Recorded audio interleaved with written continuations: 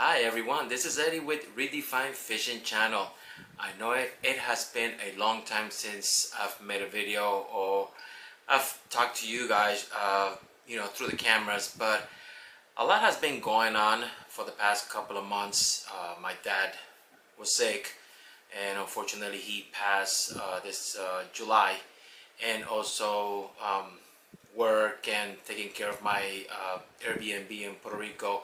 It has kept me busy. Happy holidays to all my friends, family, and fans and supporters and everybody who follows me. Thank you for the support for this entire year.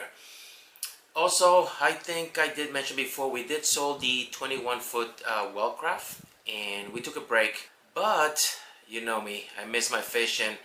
I was able to purchase a 22.6 foot Caribbean boat, which I did the research and is from the Cobia family, and did the remodeling of the boat. So this is what basically is this video is about, to show you what from the day we went and purchased the boat all the way. We installed a new motor, we do the transom, got it painted, did some wiring work, bilge pump, all that good stuff.